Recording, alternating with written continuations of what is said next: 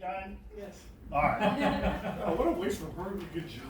We were gonna have a service for Greg at his church. And obviously that didn't work out, and I'm choking up already. I really like him.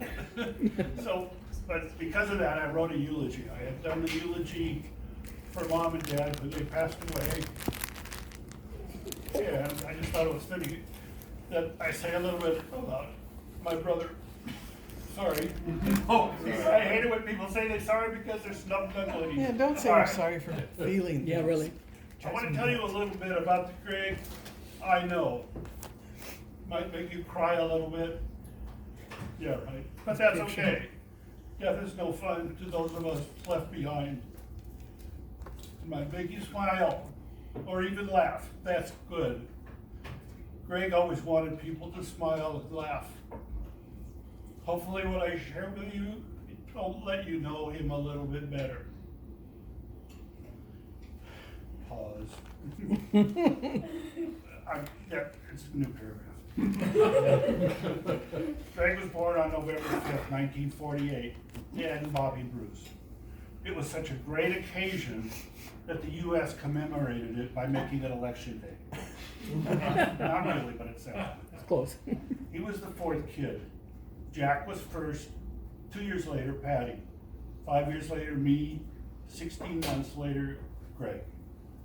I've heard that Mama, our maternal grandmother, told Mom that she had to have another kid after me so I'd have someone to play with.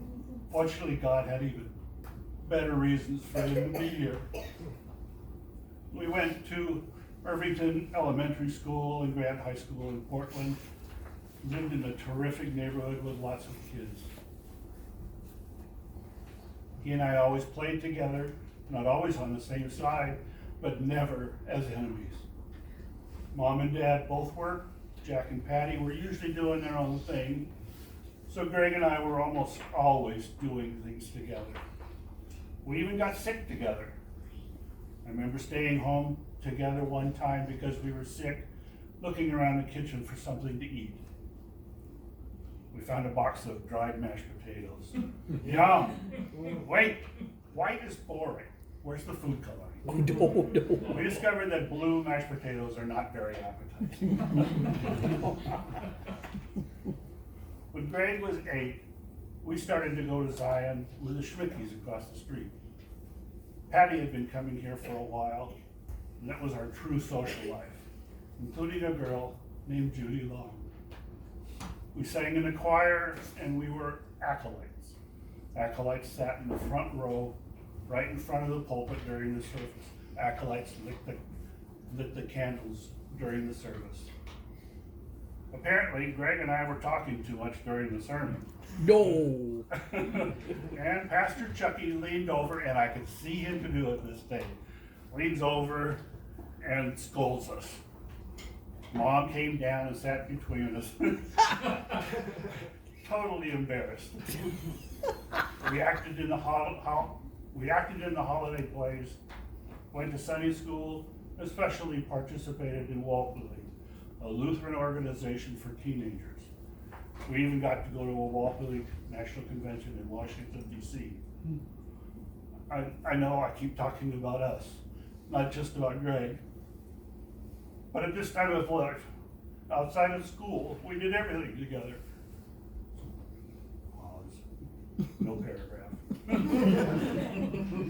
Prayed, played, laughed, fought, shared a bedroom, all of it.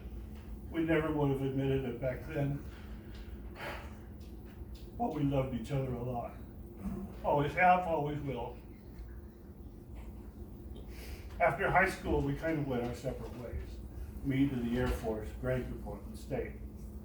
The first family face I saw when I came home from Vietnam was Greg. When I landed in the United States, he was there to pick me up and take me home. As I recall, Greg majored in art at school. I wish I could tell you more about that life, part of his life, but I don't know much about it. In 1970, several of us from Zion and a few others, 8 of us, decided we wanted to do more with our Christianity. We created Agape House, bought a house together and spent a lot of time learning from each other and sharing our beliefs with so many others. Judy Long, now called Judah, was one of the members of Agape. After so many years of being brother and sister, they discovered there was something else going on between them. They stayed with Agape House, eventually married in 1972, and found a place in life of their own. Greg started working for the phone company as an operator, wanting to eventually work in the art department.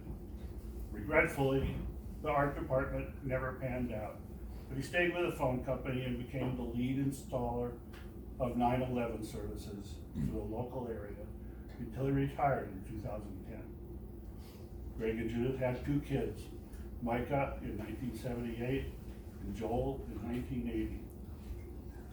They lived in homes in the Hawthorne district in Portland. They also had dogs.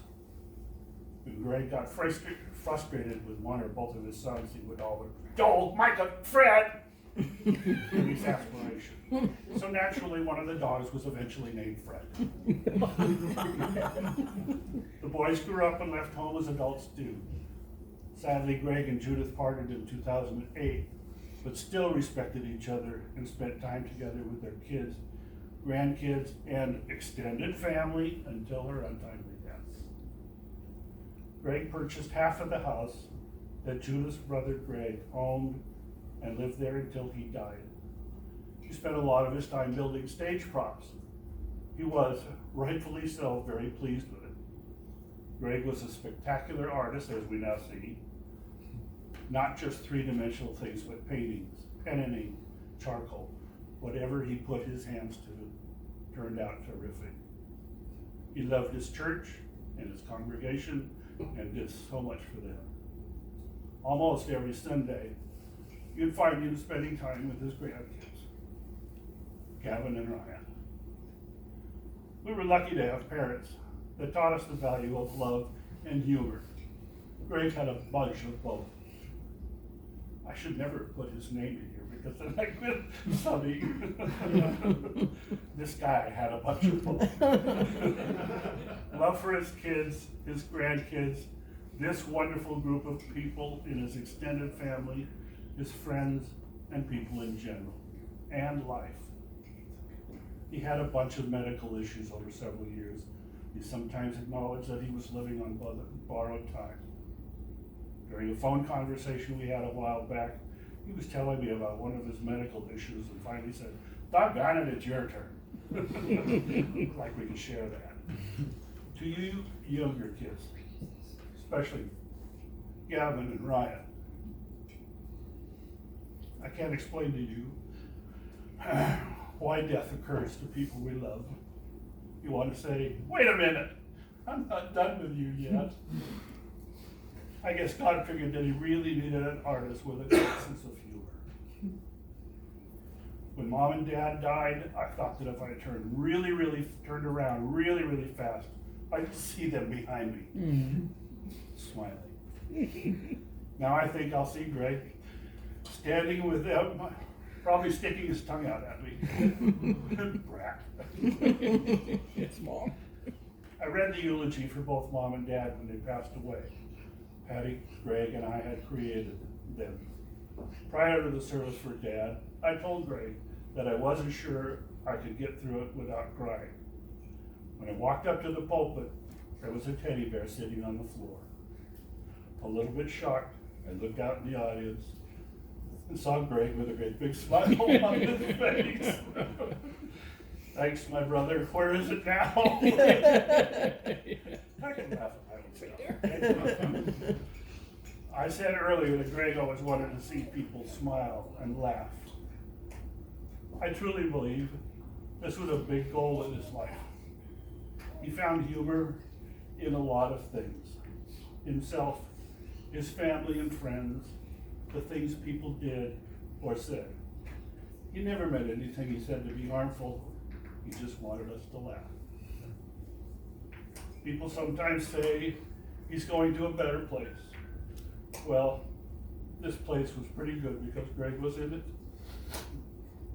In heaven, it's a little bit better because Greg is there.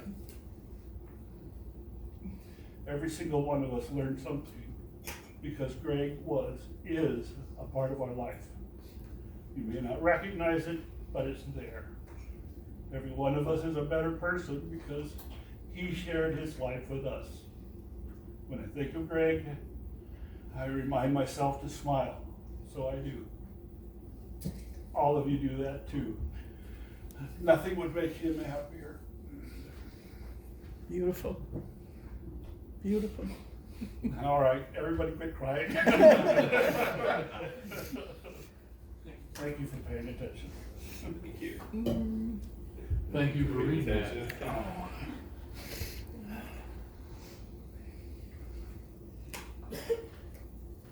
You I do will that? say that in talking with everybody that I have talked with in the last year and a half about my dad, but no one knew him. I've said this a couple of times already. No one knew all of him because he was who you needed him to be, and that was different for everybody. I think Mm-hmm. it was different for me. It was different for Joel. But for me, he was your typical dad. He was a coach, or his assistant coach. I'm not sure I made a store-bought husband. I'm not sure I ever wore a store-bought Halloween costume.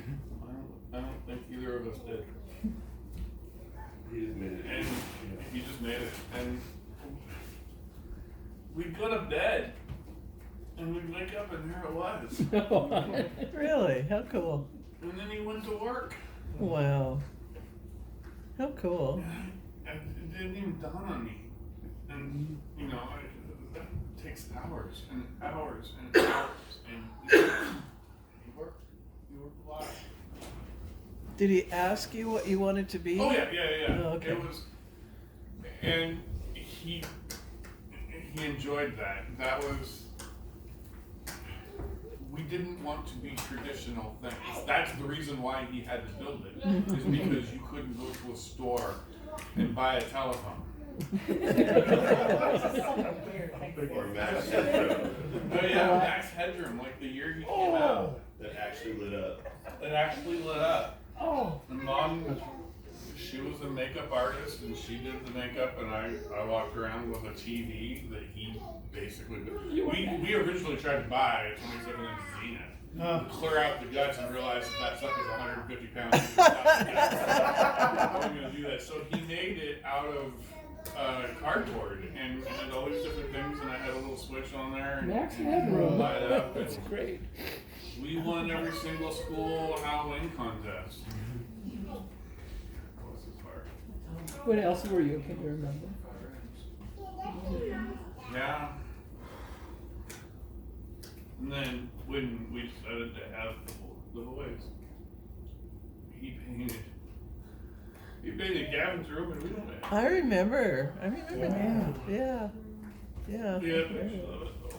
Was it? Is it still there? No, we painted over it. Oh. It's okay, it's okay.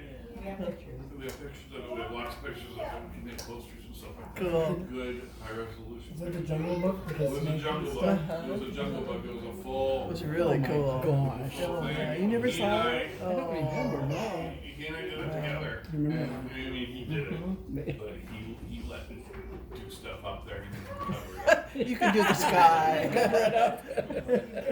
It's funny though, that background, you didn't see the first 7 layers of the background we started with. You just saw the last one that you ended up with, and it was the best. I remember he did the glow in the dark constellation on your own, like. That was a service that they paid for, but that was their idea, Oh, for okay. sure. Yeah, so they remodeled my bedroom to what I wanted. I wanted space stuff. They put a mural on the wall, and they had a company come through and put stars on my ceiling. Wow. Like a professional. It was amazing. Yeah. And then we got smart, and instead of having to paint directly on the wall on Ryan's room, we bought an 1/8-inch piece of sheetrock, and he still in there. Hmm. So, It's okay, Kevin. You feel so bad about me. no, I won't, but we're gonna. There was time. Print you up some posters. Yeah. We'll print you up some posters. But anyway, I can't express how interesting it has been to call and talk to people and you know, after this happens, people always have to tell you what they knew about him, and it's a little bit different. Everyone's got a different story and what's that about. Yeah. And so I'd love to hear from you guys a story about what a funny thing that he did or who he was to you. First time I met the whole family was at Christmas. And I had spent Christmas with some girlfriends. It was pretty shit-faced to drop by Bobby's house. Whoa. The whole family. And Greg just started giving me shit right away. It made me feel just right at home. Right back. You're like, yeah, I have a limerick for you.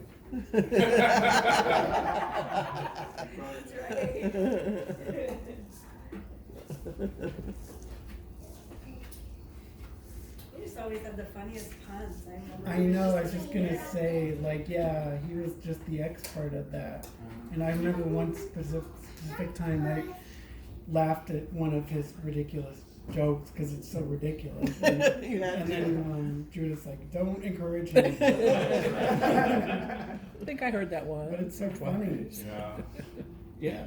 And then it became the sound of the groan. Oh, That yeah. I would appreciate, you know.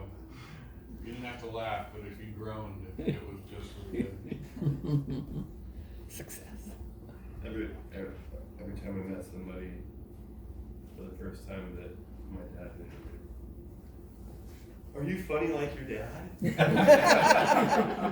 hope not. But it was everybody. It was everybody.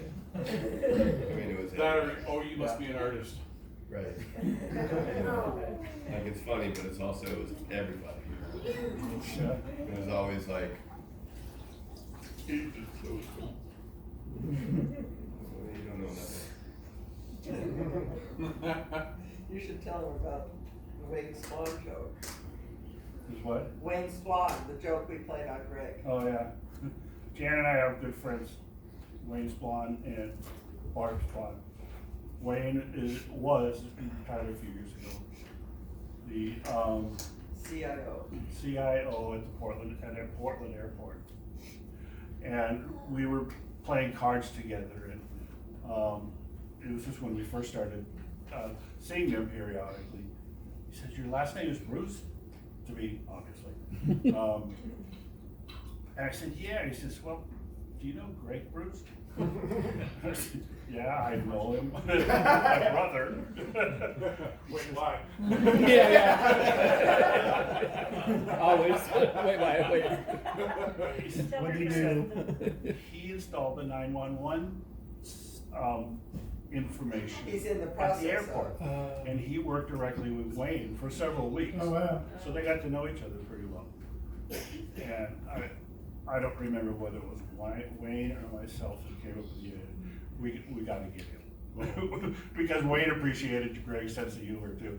And we got to find a way to get him. Yeah. And as I recall, he said something happened to him early in his life that I wouldn't know about. That I can challenge Greg with it. And so I told him a story about something that Greg had happened to Greg as a very young child. He had to have a testicle removed. Oh! So they moved when he was born, it was. It's it had undescended. It was undescended. But they removed it. Oh. Yeah. Yeah, that's right. But yeah, Undescended baby. eventually it was He removed. is But really he not happy always. right now. Apart from that, moving on. So I tell this to Wayne. Wayne and Greg are meeting sometime in the near, future after that. Wayne says, and Wayne's a great straight man. He says, I feel I know something. I had a dream about, where I had this, yeah. I picture you in the hospital. Oh my gosh. You know, I can see Greg's face, you know, but his eyes just waiting. He says, you only have one testicle. Oh my God. Oh, we got Greg good. Oh, I love to see I it. promise you, he was trying to arrange for some lightning right now. Come on! Staying away from Jim. That's funny. He's probably actually trying to arrange for some sun. Yeah. One night, late at night, I always pictured my dad as kind of a straight laced. I mean, he was always joking, but he was very devout Christian, very serious sometimes. Never swore. Well, at least Yeah. I mean, Not until we realized- and this was before Mom and Dad opened up. But it was pretty few and far between that he would stand above me while I did homework, but it was really late, and he was like, "You're gonna finish this. You're gonna finish your vocabulary." And sure enough, we got to dictator, and I was like, "I don't know." And he goes, in the straightest voice possible, "Potato on the end of a penis."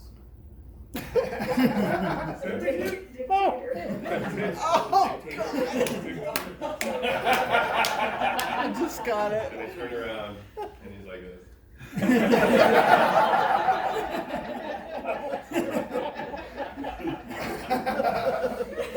I can totally see that. I was too tired to even laugh. At that point too, it was already like ingrained. Like, okay, okay. And that's what he wanted. Yeah. He wanted that reaction, and I find myself doing that too because I work with a lot of young people, and I have a lot of dad jokes. My favorite reaction is when they go, "Ooh." And that's my dad. Some of them are holstered, but the best ones are the ones that he just came up with. His ability to see a word, like you said, or Yeah. any word in a different way. If you're Yeah. talking about a 2-story building, he would turn that into a story and use it completely different in a sentence that was funny and make you think, how can you think that quickly? Yeah. You just blew me You away. couldn't figure out how you couldn't. Yeah, he just saw the world totally differently. Totally different. Yeah. And he would watch. I am so black and white, and he wasn't. He would watch your eyes until it.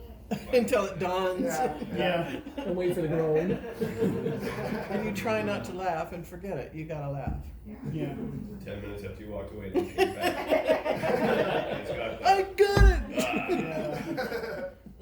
When Greg and I were kids, he made a noise with his mouth that I have never been able to Emulate. emulate, yeah. And it's kind of like, but totally different than that. And it irritated the hell out of me, and it probably irritated me especially because I couldn't do it. Yeah. So if he wanted to get me, he'd make this noise. You know, Mom, Greg's making that noise. He loved it. Grammy kind of made those noises. She'd get frustrated and go, okay. I used to love that. Those were the spirits. Yeah.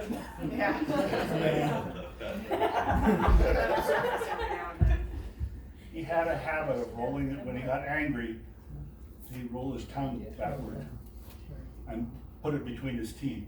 He said, "Someday I'm going to hit you in the jaw when you do that." I honestly never did, but I had to get back at him anyway. I could. You could tell they had a loving relationship. Yeah.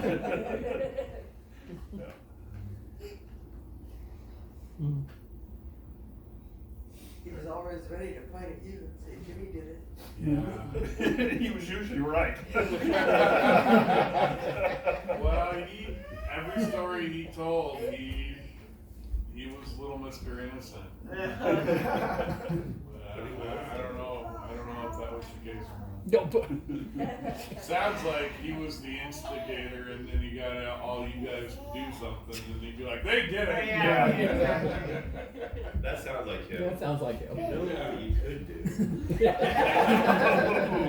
Oh, that's scary. Actually, here, I'll just show you. Yeah. And then walk away. Do you know what a dictator is? You're never gonna be able to forget it. Yeah. I'll never think of Hitler the same way.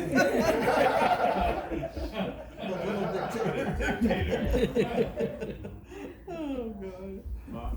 This is what he would like the best, but he's laughing now. Yeah. And your mom numbers. And your dad couldn't talk to you. Oh God. One of the best nights, I'm going to get to yours right just a second, but one of the best nights that Tina and I had with mom and dad, we had some fairly good ones, but we went out and before the boys were born, we went out looking at Christmas lights. And we like to go walk Peacock Lane, and I think this night we did all of it. We went to Peacock Lane, we went to the Victoria House, but then we also went out to PIR and looked at the displays that they had and were driving it. And this is right after they got the Bonneville. For people who don't know, PIR does a Christmas light decoration. You drive all Yeah, the we way did that around last the track. Sponsored by All Comcast. the way around the track. Sponsored by Comcast. It was right after they bought their new Buick Bonneville, and it was, I think it might have been one of the first new cars that they ever had. But this was the first car that had daytime running lights. And when you're going and looking at Christmas lights and everyone's, going 10 miles an hour, the first thing you want to do is turn off your headlights. The car guy over there. You can't turn them off.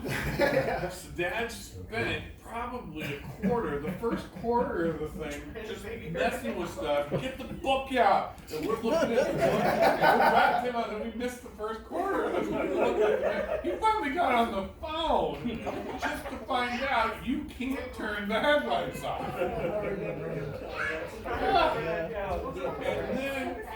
So then we're looking at all these things, and we finally realized that some of the displays that we're looking at are the 12 Days of Christmas. Yeah, exactly. You missed half of them. We're driving around and looking at the 12 Days of Christmas, and then you come back around, and Mom figured out that the 12 Days of Christmas were happening again. Why would we do it again? He said, no, it's the same one. It was like one of the best nights ever. There was a lot of them. We had so many laughs. What were they drinking? God. Oh my gosh. When Lane and I were together, we came to visit in Portland, we took the train. So we were taking the train back up north to Mount Vernon, and we were late, and the train took off. And my dad said, come on, get in the car, come on, get in the car! Same car, by the way. And he's all get in the car, and of course, It's a big car. Mom's with us, and he goes driving, and he starts racing that train. And we go to the next station, and it starts pulling away. He goes, get back in the car! Get back in the car! And we're driving, and Mom is just rattling on and on and on and on, and for years, there was kind of this weird pariah between Dad and Mom, because he would say something and we would laugh and she wouldn't, and he kind of looked at her and go, oh, sorry. We're like, which he eventually overcame, but this time wore on, we're driving, she's talking to me, he goes, Judith, you're nuts! And I was like,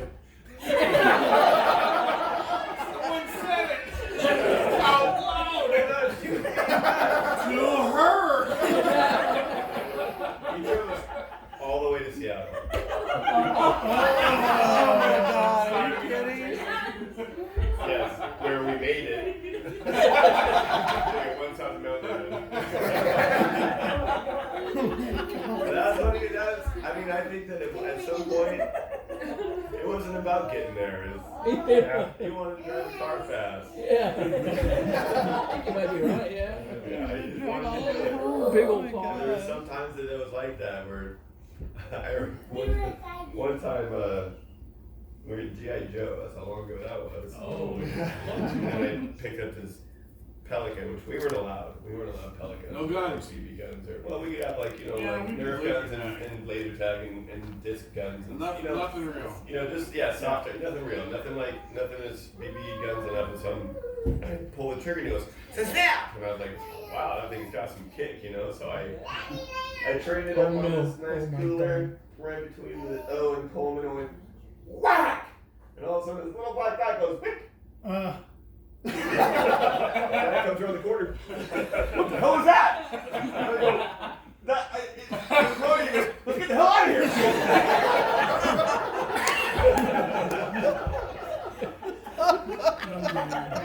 Every once in a while, he's like, okay, He knew right away. Good Christian values. Get out of here! It's pretty funny sometimes. So every kid grows up thinking that their dad's a superhero and can do no wrong, and usually they get informed that their parents are not subhuman over time, and they don't know exactly Do you see when that that? actually It's happened. That's not true. I remember the day when I realized my dad was not perfect. I was sitting on the stairs. We had these concrete stairs out in front of our house, and I had. Does anybody remember caps that came with like In a roll. Yeah, the roll. Hit him with a rock. Hit him with a Yeah, rock. they were originally supposed to go into a gun. Yeah. Yeah. Hammer Yeah. came down, but Yeah. we could never have the gun. Right, So we- we'd buy the caps for 50 cents at the 7-Eleven and then tap, tap, tap, tap, tap, bang. Yeah. Tap, tap, tap, tap, tap, bang. Yeah. That's a good story. God, we did that too. Dad was an awesome dad, and he said, "You want to hear a bang?" Yeah, he knows something. Yeah. And he goes and gets his hammer, and he does one or two, tap, tap, tap, tap, bang, tap, tap, tap, tap, bang. Well, watch this. And he takes a roll, and he jack, and he missed it. And the wind blew it over and he missed it again. And then he went, and you know how in the movies, when a grenade goes off, you don't hear it?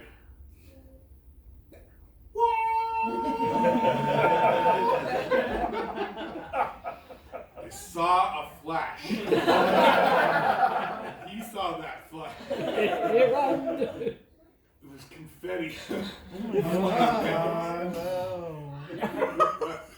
And he and I just looked up and made eye contact. And he didn't say it, but what he meant was, Don't ever. don't tell your mother. Oh. And Your ears are I'm still certain we ringing. have permanent hearing loss. Oh, It was a mistake. Well, we were right. You want to hear something? There's a story somewhere. I know that. I don't know if he saved it, and I'm not going to go through. The rats. Computer stuff. The rats. The rats. But that was so. You tell it, I'll fill in if I So what was it? We knew we had something going on. We knew we had some kind of rodent. We figured it was mice again, and so we're like, wait, come on, let's get the cat. Come on, Were you still Dad. living there at the time? Yeah. And we still had the old kitchen. Mm-hmm. So we had these disgusting green cabinets you know, right before you go down the long hallway to the kitchen or the bathroom. It's a pantry Yeah. cupboard. And it's Yeah. a 2-foot deep pantry cupboard, which means whatever's in the back has been there for 10 years. Yeah. Or longer. Yeah, there was stuff back there that were like, I'm just gonna leave it back there. Back there now, it lives back there, whatever it is. And the rat knew that. And he's looking at something, he's like, what's that? He grabbed it, there's a rat tail. Oh my God. Whipped around and he goes, wham! Zip, zip, zip. Yeah, close it up. Now with, what? Yeah. Yeah, no. Close it up with duct tape. And he goes, Close it up with duct tape. I have an idea. I We want to be humane. Yeah, we don't want to. We're not going to go in there We with don't a want to be knife or a stupid hammer. now. So let's Too get late. those run into the back of the car exhaust. Without a knife. And we'll seal up the kitchen. Yeah, this is a good And we'll idea. poison that little fucker. Just that cabinet, right? And you take it. And the same thing, he's just kind of sitting there, kind of standing by the hose, looking at the hose up and down like this. Wondering if it works. This is not No, true. don't tell me this. Yeah, he might have been. That finger thing Yeah. in the ear. This is not true. And then, Oh, 100%. Please, come We're on. not done. so, Put your seatbelt he looks out there and sees a guy standing next to the car with the hose out of the exhaust. Excuse me, my dad's perfect voice. Can I help you? And he goes, you know this is dangerous? Yes, I'm doing it on purpose. It's like, it's poison. He's like, please don't touch it. Puts it back in the car, does it again. We wait for a little bit longer. And then he pulls the hose out, seals it up. And he's like, all right, let's let it air out. Well, he made a phone call, too. Who? Dad. An important phone call. Did he? Poison control. Oh, to ask him? Before just out of curiosity.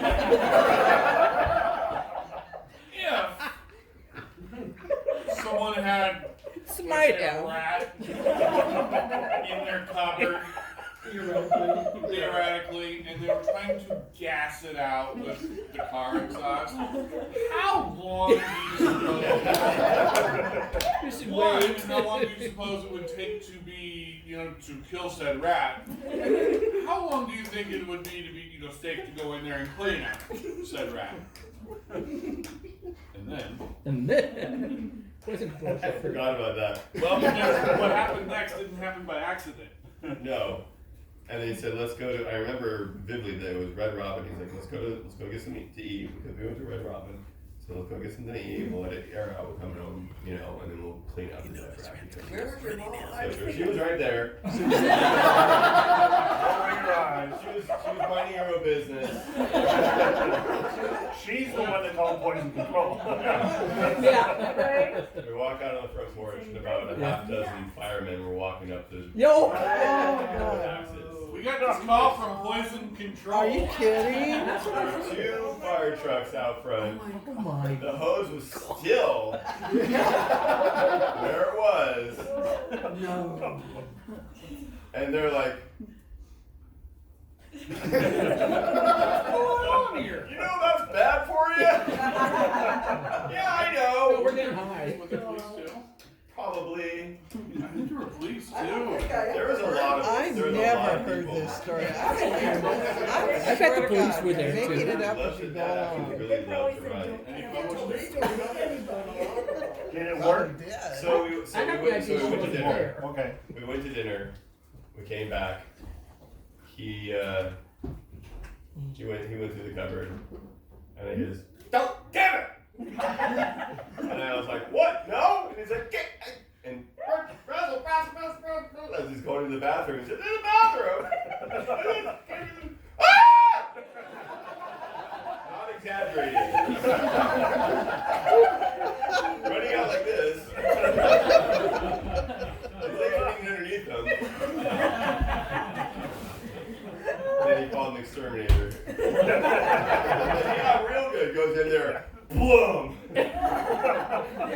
later. And then he said, I can redo your front stairs for you. That was the guy? That's a whole new story. Oh my god, that was the guy. Yeah, point was of a fact, do not get an $600 exterminator. If you need an exterminator, just when he does the Pay the extermination, money. just All you need is a then go cat. to a contractor. Do not I agree, use the there's same something guy. wrong with it. No. Well, it's like going to Denny's and getting a right. You just don't You just do don't do it. it, yeah. No. Yeah, he made our stairs like a Tim Burton film. Took what money we gave him and took off without his tools. Without his tools, even. Yeah, he did. Yeah, he did the worst job. It was bad before because chunks of the stairs were coming off and stuff like that. And so Dad was Yeah. like, "Wow, what a great price! Yeah, great. Yeah. This Great is going one stair is this high, one stair is this high, to this high." When he went the other way, and I was just sloppy and bad. It didn't take but 3 weeks for the city to see it, and he had a summons to have it done, or it was going to be done for him. Oh, wow. Yeah. So we got that That's properly. sad. have to pay the city price either. No, he had to pay the city price. Well, no, he was threatened to pay the city price. He had to replace the square concrete blocks that would come up where the sport cherry trees out in front of the yard. And he had to replace those concrete blocks as they would come up. To the tune, he did it 3 times, and the last time was $10,000. And he's like, "Well, just let me get rid of these trees." Oh no! Oh, no. There are trees. You can't get rid of the trees. No. Well, let me get rid of the sidewalk. No, you can't do that either. You have to maintain them. That's how we do city for one.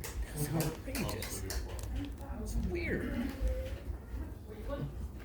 So as Jim said, every Sunday, most Sundays, Dad would come over and hang out with us and the boys, and that was awesome. We'd play cards. When Mom was around, we'd play Mexican Train. Oh, yeah, that was so much fun. Dominoes. God, it was good times. It was just so fun. Mom, it's your turn again. What? It was just my turn, yes, and then we all went. Oh yeah, cards, same But thing. we also, we watch stuff on the TV, and the kids want to show them some funny stuff, and the kids came across on the music videos at Christmas time. They came across Twisted Sister has a Christmas album. Of course. Oh, no. And we were talking, and I don't know if anyone knows anything about Twisted Sister. But Dee Snider, the lead singer of Twisted Sister, he got a lot of crap for looking the part and for playing the part. He earned it. But he was home at 10 o'clock at night, and he was a family man, and he's been married to a single woman, and they've got great kids, and he's an amazing person, but this persona that they had was crazy. And so here's these Christmas songs, one of them Silver Bells, and it was heavy metals. And Oh Come All You Faithful, Oh Come All Ye Faithful. And these videos are great. If you ever come across them, watch them. It's just exciting. One of Dad's favorite stories to tell, especially around the church. The church is a big deal for him. And he kind of took the Christmas ceremony on, at least the children's Christmas ceremony on candles in the little square windows at Zion. I don't know if everyone's ever been to Zion before, but there's 100, there's a whole big giant brick wall, and there's these little square, back tiles that are like glass. So he put votive candles up there and light them. And for years, we tried to figure out a way to put timed candles in there so that the whole thing was lit up when it started. But then they would burn out and leave like an image of design or something. But we just couldn't figure it out. There were 2 random action names that would work out. Put like a half an hour. Anyway, so it's just got that figured out. We wanted to, but anyway, he would always invite the kids to the Christmas service, and we went, and they played "Oh Come On You Faithful."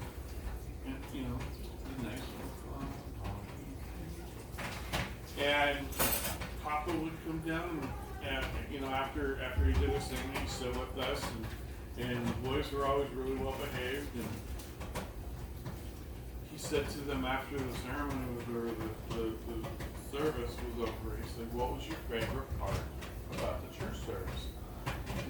It was Gavin that said it. I really love that you guys play Twisted Sister songs.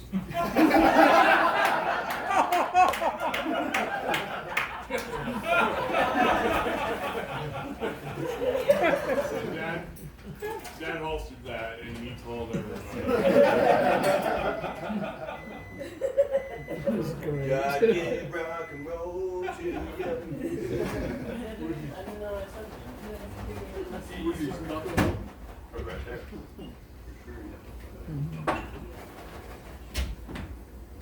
One of the things that he did as far as art goes. Will you tell it? Well, okay, so back when I was in elementary, we had a mascot, and it was like a big red dragon, and it was really cool, because like every other school had like some bulldogs or whatever.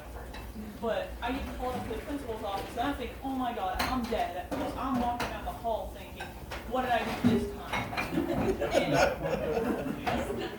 Yeah, no, there was only other pictures, and I didn't think I was going to be called up to the office, but when I finally got there, I saw this big statue of the beautiful red dragon with the scales, and I'm like, huh?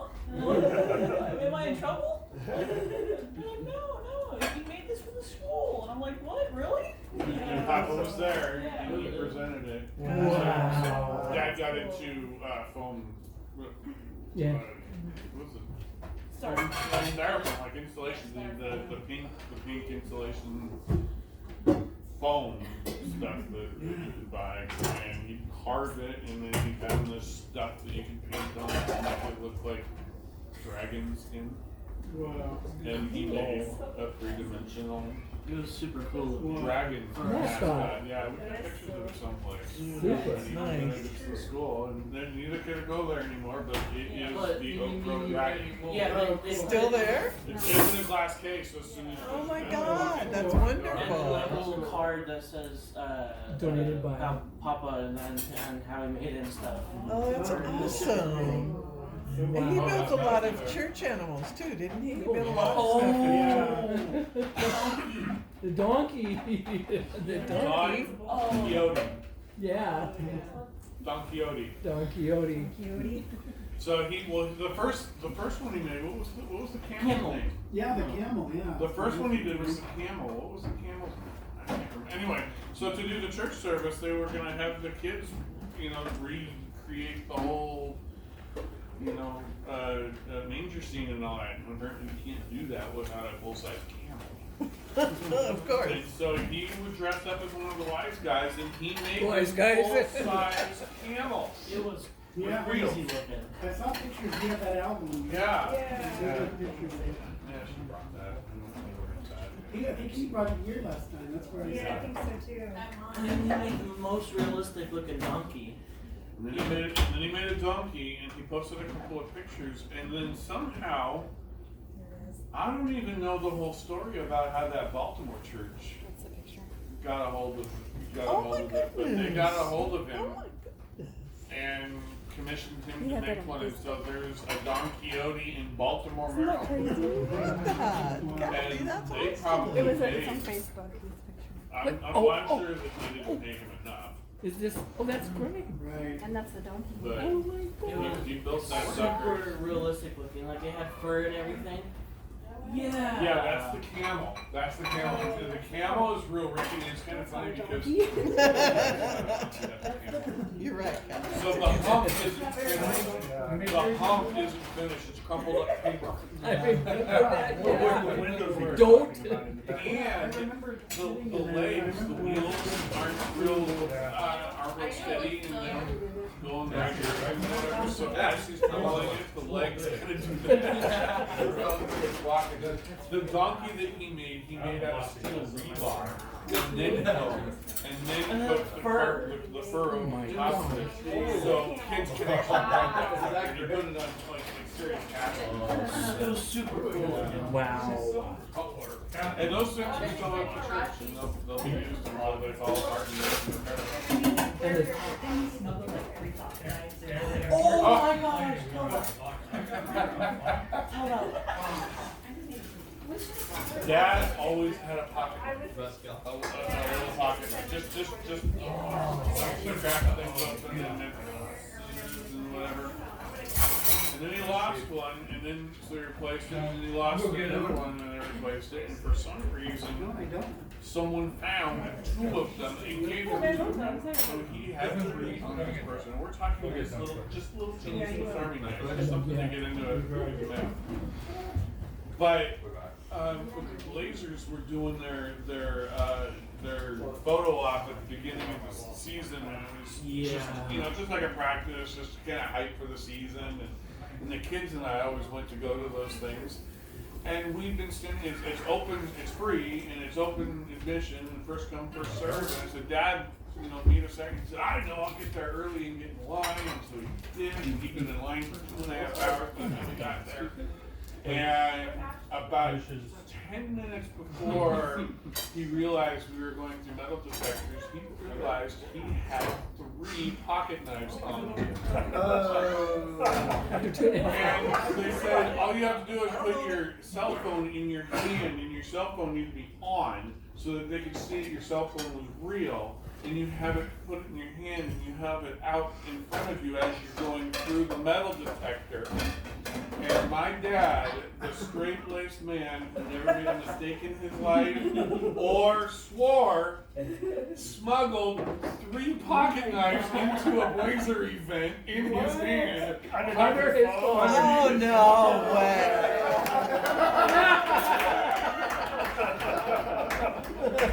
Of all of the people at that arena that are smuggling in weapons. Add weapon smuggler to his long list. Yeah. It was so funny. So funny. He had 3.5 inches of knife in there. It was in 3 different knives. Oh God. And he passed it off. Thank you, Jim. Thank you. Yeah, that was Yeah, thank you, Jim. You made it. You made it through. And that dinner's only going to be a little. Yeah, I was looking for the potatoes. I was gonna start peeling when you guys were talking, but I didn't want to. I couldn't find them. Yeah, Okay. I didn't realize For what? it was